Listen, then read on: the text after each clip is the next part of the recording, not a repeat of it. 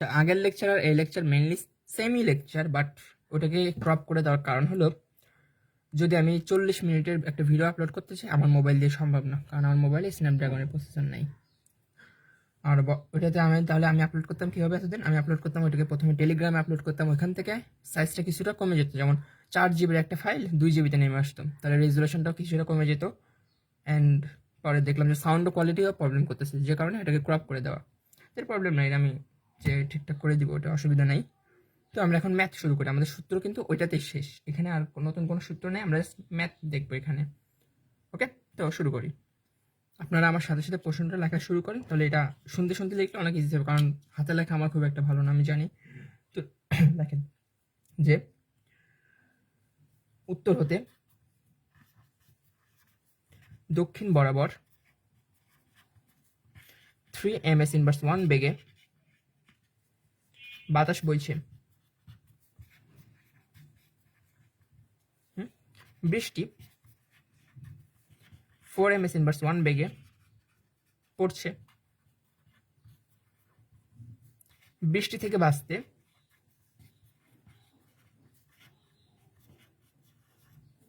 স্থির কোনো পর্যবেক্ষক কত কোণে ছাতা ধরবে? দেখেন এখানে লোকটা গতিশীল না হইলেও যেহেতু একটা বাতাসের বেগ আছে, যে কারণে বৃষ্টি অটোমেটিক বেঁকে যাবে। ওকে, তো এটা হচ্ছে আমার প্রশ্নটা আশা করি আপনাদের লেখা শেষ, আমি এখন সলভ শুরু করি। ওকে, তো আমাকে কি বললো যে 3 ms 1 বেগে একটা বাতাস হচ্ছে, মনে করেন এটা হচ্ছে আমার 3 ms 1 বাতাসটা, আর বৃষ্টি পড়তেছে কীভাবে? 4 ms 1 বেগে। তাহলে আমি মনে করেন এটা ধরে নিই যে এটা হচ্ছে আমার বৃষ্টির বেগ 4 ms 1। ওকে, তাহলে লোকটা ছাতা ধরবে কিভাবে? আমাকে ফার্স্ট অফ অল আমাকে বাইর করতে হবে লব্ধি, কারণ বৃষ্টি অ্যাকচুয়ালি পড়তেছে কীভাবে। এখানে যদিও দেখা যাচ্ছে বৃষ্টি পড়ার কথা কিন্তু এইদিকে, বাট একটা বাতাস এসে একে ধাক্কা দিচ্ছে, তাহলে একে এইদিকে থাকবে। মনে করেন বৃষ্টি পড়ার কথা হচ্ছে এই দিক বরাবর, কিন্তু একটা বাতাস এসে একে ধাক্কা দিবে, তাহলে এ আস্তে আস্তে এইদিকে বেঁকে যাবে না, এইভাবে পড়বে না, তাহলে একটা লব্ধি আসবে এই দিক বরাবর, রাইট? এখন লব্ধিটা আমি আপনাকে নর্মালি বুঝলাম, লব্ধি অ্যাকচুয়ালি আঁকতে হয় কীভাবে জানেন? এইখান থেকে একটা দাগ টানবেন, মানে একটা চতুর্ভুজ বা সামান্তরিক যেই ফর্মটা আসবে ওইটা আঁকবেন। এরপর এটার শুরু থেকে এটা শেষ, এটা হচ্ছে আমার লব্ধি, এটা হচ্ছে আমার লব্ধি বেগ। বুঝে গেল? এটা আমার লব্ধি। এখন আর এর মানটা আমি বের করতে বলেছি, আমাকে আর এর মান বের করতে বলে না, আমাকে বের করতে বলছে কত কোণে, জাস্ট আমাকে থিটা বের করতে বলছে, স্থির পর্যবেক্ষক কত কোণে ছাতা ধরবে। তো আমি এখন যদি থিটাকে যদি আমি এখানে ধরি, এখানে যদি আমি কোণ ধরি, তাহলে সেটা হবে আমার অনুভূমিক, কারণ এটা আমার ভূমি। আর যদি আমি থিটাকে এখানে ধরি, তাহলে এটা হবে আমার উলম্ব, কারণ এটা আমার উলম্ব হয়ে পড়তেছিল বৃষ্টি। তাহলে আমি থিটাকে এখানে ধরলাম, এটাকে আমি আপাতত জাজ করলাম না। ওকে, প্রশ্নে আপনাকে অনুভূমিকের সাথেও চাইতে পারে, যদি আপনাকে দেখেন এই প্রশ্নে কোথাও কিন্তু অনুভূমিক বা উলম্ব কোনোটাই বলে নাই। যদি না বলা থাকে তাহলে আমি অবশ্যই উলম্বের সাথে কোণ ধরবো, আর যদি বলা থাকে তাহলে আমি সেইভাবে কোণটা ধরবো, এটা পরের মাথে দেখবো। তাহলে এই কোণটা পড়তেছে কীভাবে? এইভাবে, রাইট? তাহলে বৃষ্টি পড়তেছে অ্যাকচুয়ালি এইভাবে, এবং মানুষটা দাঁড়িয়ে আছে, মনে করেন ছাতা ধরবে এই দিক বরাবর, মানুষটা হচ্ছে ছাতাটা ধরবে এইভাবে। ওকে, এটা মনে করেন ছাতা ধরার স্টাইল। তাহলে এখান থেকে যদি আমি একটু সিম্পলিফাই করি, আমি আগে বলছি যে চিত্র যদি কঠিন মনে হয় এটাকে ছোটোখাটো করে নেবেন চিত্রটাকে দেখতে। তাহলে আমার বৃষ্টি পড়তেছে এইভাবে, ওকে, ছাতা ধরবে এইভাবে। ওকে, এটা বোঝা গেল আশা করি। এবং আমার এখানে একটা দাগ ছিল না, এই দাগটা, এটা মনে করেন এইটা। এখন আমি আগে বলছি যদি এইটা যদি থিটা হয়, এইটারই একান্তর কোণ হিসেবে এখানেও একটা থিটা আসবে, রাইট? তাই না? এখানে যদি থিটা হয় এটাও কিন্তু থিটা, আমাকে এটা মাথায় রাখতে হবে, এটা থিটা হইলে এটাও থিটা, এবং এটা যদি থিটা হয় আমি এইটা কিন্তু এখানে আঁকলাম, তাহলে এটা হবে আমার থিটাই। বোঝা গেল? এটা আমার থিটাই। আমি যদি উলম্বের সাথে বাইর করতেছি, উলম্বের সাথে আমরা একটু আগে দেখলাম থিটা সমান কি লিখতে হয়, এটা কিন্তু 90 ডিগ্রি, বড় কোণটা যেহেতু 90 ডিগ্রি, তাহলে থিটা সমান আমি ছোট সূত্রের ভিতরে যাবো। ছোট সূত্রে দুইটা জিনিস ছিল, আমি বাইর করতেছি উলম্বের সাথে না, তাহলে আমার উলম্বের জন্য সূত্র হচ্ছে কি, V of man divided by V of R, অর্থাৎ যেটা গতিশীল সেটা, আর নর্মাল রেঞ্জ যেটা সেটা। ওকে, তাহলে এখানে 3 ms 1 বেগে বাতাস বইছে, দেখেন বাতাস কিন্তু অনুভূমিক বরাবর ছিল, তাহলে ওই বাতাসকে রাখবো আমি উপরে, মানে যেটা গতিশীল, মানে উল্টাপাল্টাভাবে গতিশীল যেটা, সেটাকে রাখবো আমি উপরে, কারণ আমি উলম্বের সাথে আছি। আর যেটা অ্যাকচুয়ালি বৃষ্টির বেগ ছিল সেটাকে আমি রাখবো নিচে। এবং এখানে আমার একটা জিনিস ভুল হয়েছে, সেটা হচ্ছে theta equal to tan inverse দিয়ে নেই, ট্যান ইনভার্স 3/4। এটা ক্যালকুলেট করলে উত্তর আসবে যেটা, সেটা হচ্ছে 36.86 ডিগ্রি। এবং অবশ্যই আমাকে প্রশ্নে মেনশন করতে হবে যেটা আমি উলম্বের সাথে ধরলাম, উলম্বের সাথে। এতটুকু লিখলেই হবে। এটা আশা করি বোঝা গেল।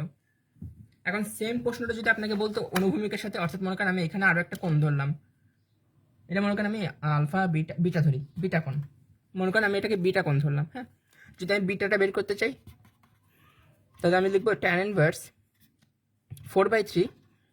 এটার উত্তরটা আসবে হচ্ছে 53.13 ডিগ্রি, এবং এটা হবে আমার অনুভূমিকের সাথে। বুঝে গেল? তাহলে দেখেন আমি বিটাকে ধরছিলাম আমি অনুভূমিকের সাথে, যে কারণে আমি এটা এখানে লিখবো অনুভূমিক। আর এটাকে ধরলাম আমি থিটাকে ধরলাম কার সাথে? উলম্বের সাথে, যে কারণে আমি এখানে লিখবো উলম্ব। এটা আশা করি বোঝা গেল, কখন উলম্ব লিখবো কখন অনুভূমিক লিখবো। ওকে, তাহলে একটা ম্যাথ করা যাক এখন। কি কষ্ট বাবা। ওকে, ম্যাথ লিখি যে মনে করেন বাতাসের বেগ নাই।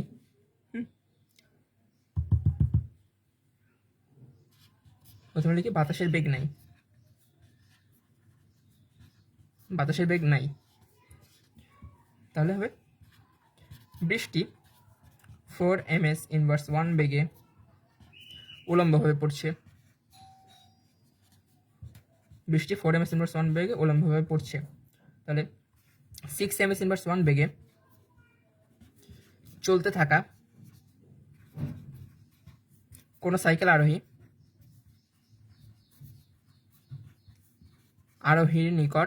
আরোহীর নিকট বৃষ্টি কোন দিকে কত বেগে পড়ছে বলে মনে হবে।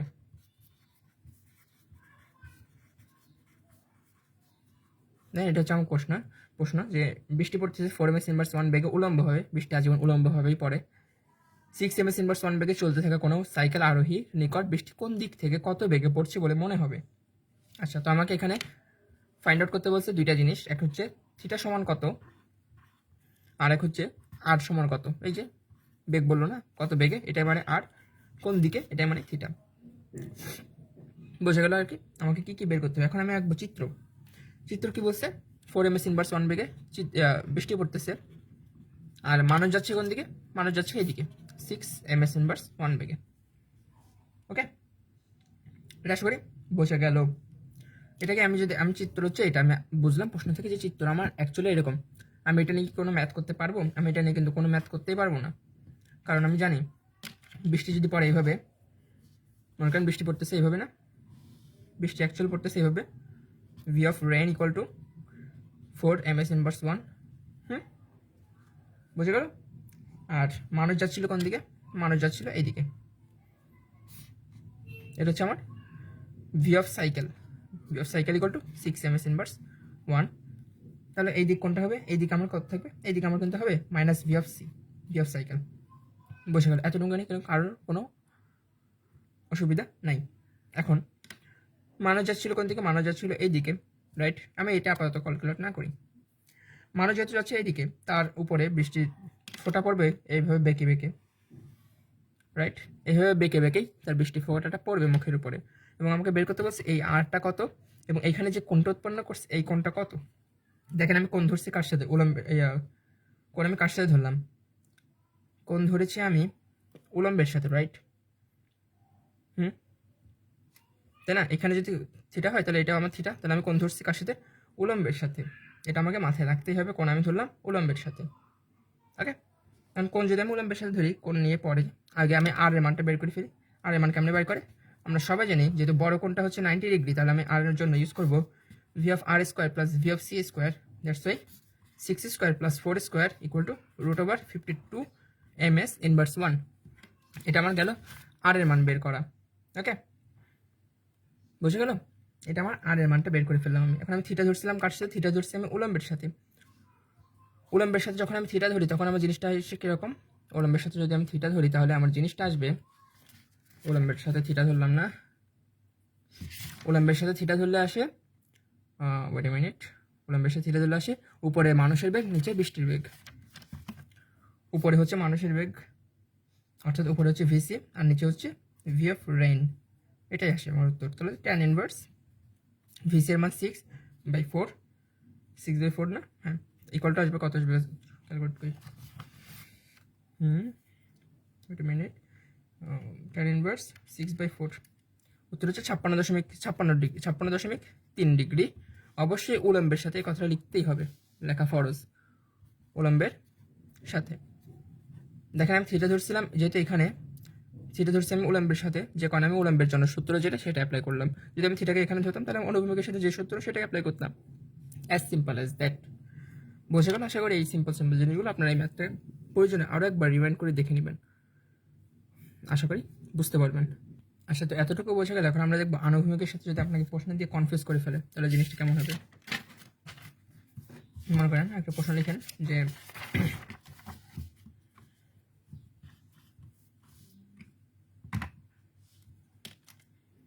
প্রশ্নটা হলো অনেকটা এরকম যে 4 ms × 1 বেগে দৌড়ে যাওয়ার সময়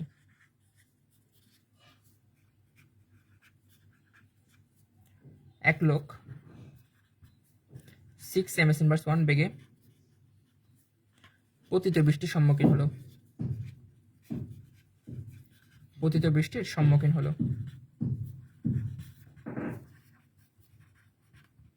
ওকে, তাহলে এখন প্রশ্ন হচ্ছে বৃষ্টি হতে রক্ষা পেতে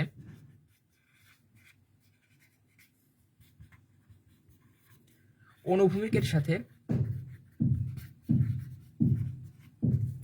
সাথে কত কোণে ছাতা ধরতে হবে।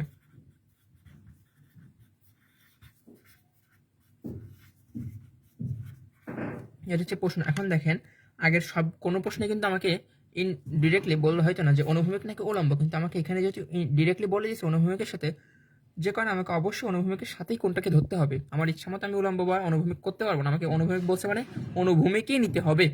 এবং এটাও আসছিল একটা ঢাকা ইউনিভার্সিটির একটা এমসিকিউতে আসছিল, না চট্টগ্রাম ইউনিভার্সিটিতে আসছিল আর কুয়েটে আসছিল সম্ভবত। এটাই এখানে অনুভূমিকটা যারা মিস করবে অনুভূমিক ওয়ার্ডটা, তারা সবাই উলম্ব দিয়ে ম্যাথটা করবে, কারণ স্ট্যান্ডার্ড হচ্ছে উলম্বের সাথে কোণ নির্ণয় করা। কিন্তু এখানে যেহেতু আমাকে বলে দিয়েছে অনুভূমিকের সাথে, তাহলে আমাকে অবশ্যই অনুভূমিকের সাথেই প্রেফার করতে হবে। ওকে, তো আমার প্রথম কাজ হচ্ছে চিত্র আঁকা। চিত্রটা কেমন আঁকবে? 4 ms × 1 বেগে দৌড়াচ্ছিল, ভালো কথা, এটা যাচ্ছিল 4 ms × 1 বেগে। বৃষ্টি পড়তেছিল 6 ms × 1 বেগে, এটাও ভালো কথা, এভাবে পড়তেছিল 6 ms × 1 বেগে বৃষ্টি। এখন সে ছাতা ধরবে কোন দিকে, সেটা হচ্ছে প্রশ্ন।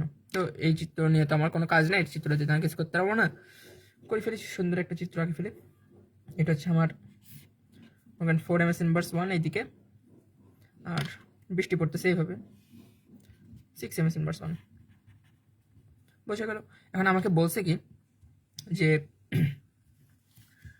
এটা যদি 4 ms × হয়, এটা হবে আমার কত, -4 ms × 1 না?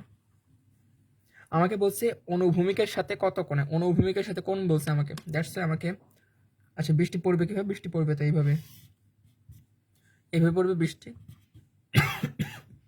ওকে, আমাকে বলা হয়েছে অনুভূমিকের সাথে কোণ। এখন আমরা জানি কি এই নীল রেখাটা হচ্ছে অনুভূমি আর সবুজটা হচ্ছে উলম্ব বা বৃষ্টি। আমাকে বলা হয়েছে অনুভূমিকের সাথে কোণ কত, দ্যাটস আমাকে কোণ লাগবে হচ্ছে এটা, এই থিটার মানটা আমাকে বের করতে বলছে। এটা যদি থিটা হয়, এটাও আমার থিটা, তাহলে আমাকে বলা হলো যে এই থিটার মান বের করো, রাইট? এখন যদি আমরা থিটার মানটা বের করতে চাই, আমাকে বলা হয়েছে, বলেই দিয়েছে অনুভূমিকের সাথে, তাহলে আমি থিটা ইকুয়াল টু লিখবো অনুভূমিকের যে সূত্রটা ছিল সেটা। অর্থাৎ অনুভূমিকের সূত্র কোনটা ছিল? উপরে হবে বৃষ্টি, নিচে হবে মানুষ। উপরে হবে বৃষ্টি, নিচে হবে মানুষ। ওকে, তো অ্যান্সারটা আসবে হচ্ছে আগের ম্যাথ আর এই ম্যাথ সেম, tan ইনভার্স 6/4, উত্তর আসবে 56.3 ডিগ্রি। 56.3 ডিগ্রি। এবং আমাকে প্রশ্নে বলে দিয়েছে এটা অনুভূমিকের সাথে, যে কারণে আমি উপরে 6 বসালাম। যদি আমাকে বলে তো উলম্বের সাথে, তাহলে আমি উপরে 4 বসাতাম, নিচে 6 বসাতাম। দেখেন ওই সূত্র 3টা খাতায় মানে উপরে একবারে লিখে রাখবেন এবং এই ম্যাথগুলো করবেন, তাহলে অনেক বেশি অনেক বেশি ভালো হবে সোজা কথায়। আচ্ছা, তো এটা হচ্ছে আমার এই ম্যাথের উত্তর। দেখেন এই সেম ম্যাথ যদি আমি উপরে 4 দিই, tan ইনভার্স 4/6 বসে, তাহলে উত্তর আসে হচ্ছে 33.69 ডিগ্রি। এবং অপশানে ওইটাই নাকি প্রথমে ছিল 33.69 ডিগ্রি, এবং যারা এই অনুভূমিক ওয়ার্ডটা মিস করছে তারা সবাই ওই উত্তরটা দিয়েছিল। আপনারা এখানে খেয়াল করবেন, যদি প্রশ্নে অনুভূমিক বা উলম্ব কিছু একটা বলা থাকে সেইভাবে উত্তর করবেন, যদি কিছুই না বলা থাকে তখন উলম্বের সাথে ধরাটা স্ট্যান্ডার্ড। ওকে, তো বোঝা গেল আশা করি কখন উলম্ব কখন অনুভূমিক, এই জিনিসগুলো আশা করি এই 2-3টা ম্যাথ করার পরে একেবারে ক্লিয়ার হয়ে গেছে।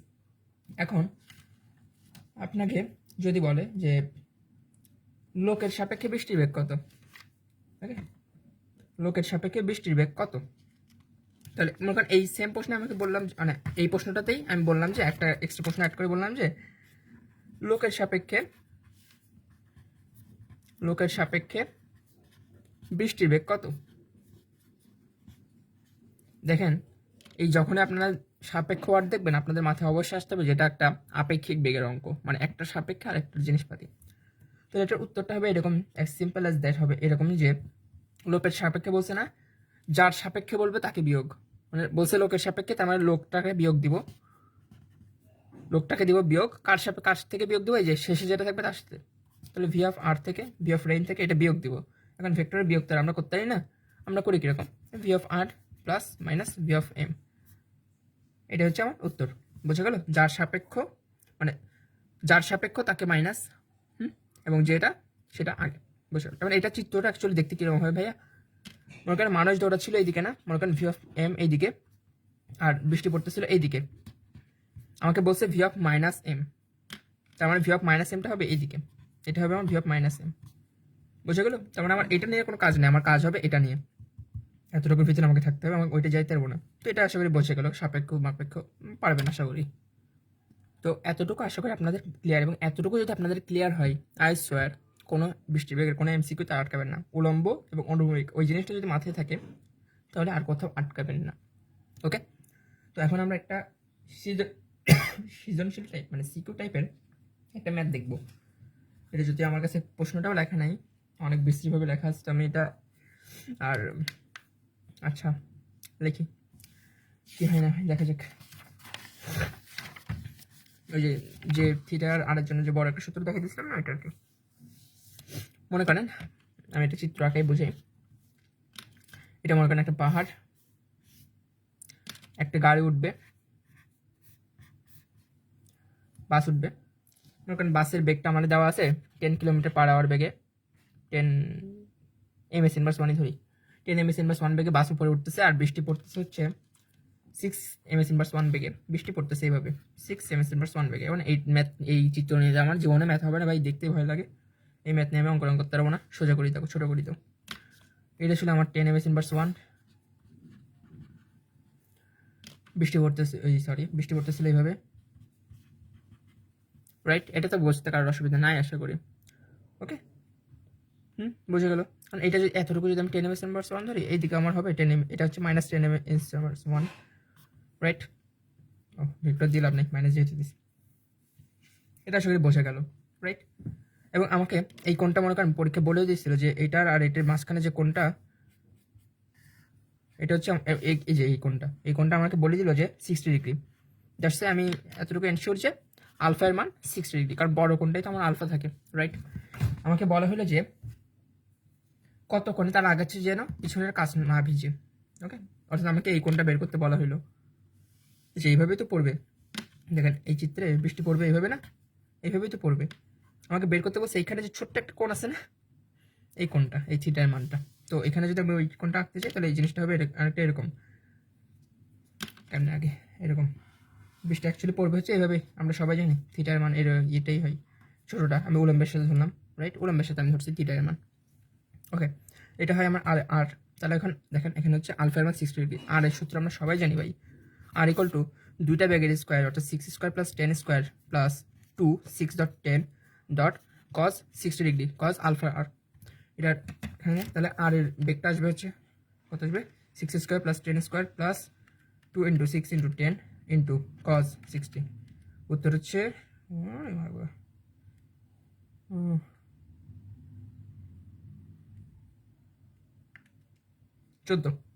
14 ms ইনভার্স 1 বেগে, অর্থাৎ বৃষ্টির গাড়ির কাজ ভিজবে হচ্ছে 14 ms ইনভার্স 1 বেগে ভিজবে বৃষ্টি।